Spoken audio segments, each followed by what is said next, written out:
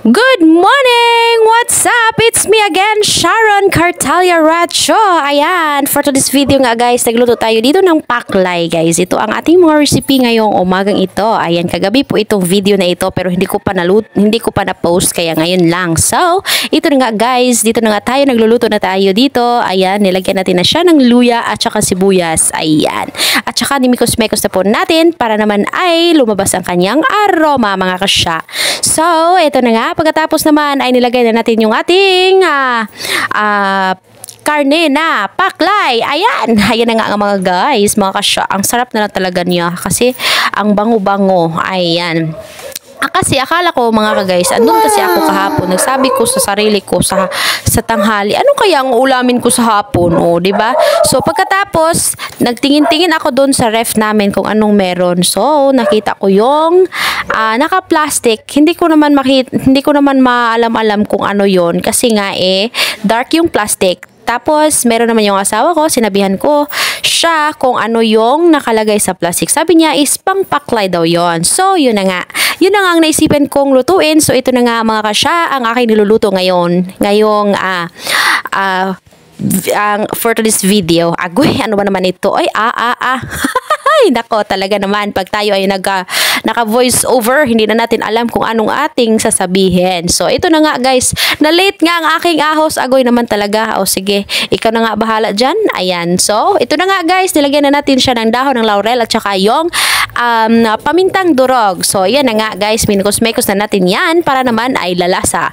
At saka nilagyan natin siya ng kaunting suka para naman ay mawala na yung kanyang sibo. Pero naman talaga ay wala na itong sebo mga kasya. Kasi nga, pag ando na siya sa ref, kasi luto na yon. Ayan. Pag nilagay na yun sa ref, naluluto na yun. So, kaya, inano ko na lang siya, chop-chop ko na lang siya ng konti, yung maliliit na slice, ayan. So, ito na nga, mga kasya, ayan, balik tayo dito. So, talaga, mapapa-only rice talaga kayo, mga kasya. Pag ito ang yung kinakain, ayan nga. At nilagyan na nga natin ng soy sauce, para naman pangdagdag lasa. Ay, naman talaga lasa. Ayan nga, para naman ay malalasahan, no? Kailangan naman talaga, pag tayo ay magluluto, kinakailangan talaga ay may lasa. At saka, malalasahan mo kung ano talaga. Ay, naman talaga, at hahanap-hanapin mo pa. Aroy, hahanap-hanapin daw. O, ano ba naman yung sinasabi ko dito? Ayan, bahala na nga kayo dyan. So, ito na nga, wala akong mga ano-ano dyan. Ito ay sili na mahaba. So, ito na nga, ito na lang ang aking panakot kasi wala dito sa ref. So, hindi na tayo maghahanap pa ng wala. Kung meron dyan, kung anong nandyan, yun lang. O, diba? Madepende na yan sa iyong timpla kung paano mo siya nilalasahan. Agoy naman talaga. Uy! Bakit naman yung nasali sa lalasahan? Uy, talaga naman ganun.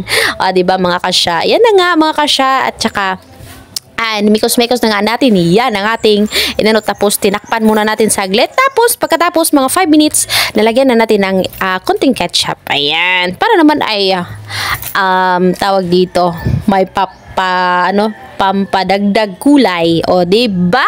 Ganun talaga, ganun, mga kasya. Ayan, mga kasya, malapit nang maluto, ayan, mapapa-only rice ka talaga nito, mga kasya. Ayan, this is it. Tama na ito. Ayan, maraming sat-sat, no? Thank you for watching. This is Sharon Cartalia Racho. Bye-bye.